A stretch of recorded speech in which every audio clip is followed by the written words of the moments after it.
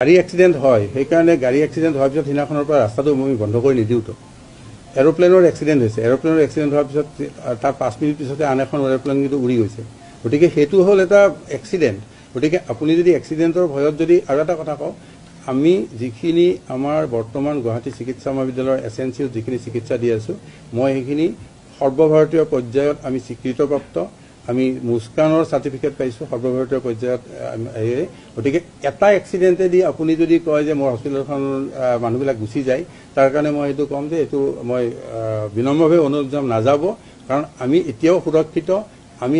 পাৰ্য মানে যিখিনি প্ৰটকলত আছে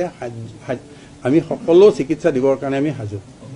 জিএমচিএইচত যেটো ঘটনা হল যথেষ্ট দুখজনক মই অলপ আগতে প্ৰিন্সিপালৰ লগতো কথা পাতিছো এনেকুৱা ইউজুৱেলি নহয় তাতে সিসিটিভি আছে গতিকে মই পুলিচকো কৈছো যে সিসিটিভি পৰীক্ষা কৰক আৰু এখন তদন্ত কমিটিও প্ৰিন্সিপালে নিৰ্মাণ কৰিছে আৰু যেটো সন্তান কেঁচুৱা আমাৰ মাজৰ পৰা আঁতৰি গ'ল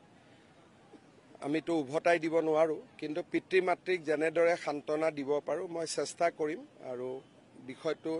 সঁচাকৈয়ে দুখদায়ক বেদনাদায়ক আৰু মই 5 পৰা গাড়ীত আহোঁতে হেতুকে কথা পাতি আহি আছিল প্ৰিন্সিপালৰ লগত তেওঁ কলে কোনো বেছি পেশেন্টও নাছিল বিছনাখনত কেনেকে পৰি গল তেওঁলোকেও অলপ আচৰিত হৈছে আৰু বুলে বহুত কেইটা বাচ্চা আছে পৰি গৈছে তেটা বুজি পায় তাতে 26টা বাচ্চাই আছিল গতিকে বেছিও নাছিল তথাপিতো কাৰো কথাক বিশ্বাস কৰিব নোৱাৰি আমি পুলিচ কমিশনাৰক কৈছো যে সিসিটিভি চাই অনুসন্ধান কৰক যদি কোনোবাই কাৰোবাৰ দায়িত্ব ভাল কৰি নকৰা কাৰণে ঘটনা হল তেতিয়ালে আমি কঠোৰ ব্যৱস্থা গ্ৰহণ কৰিম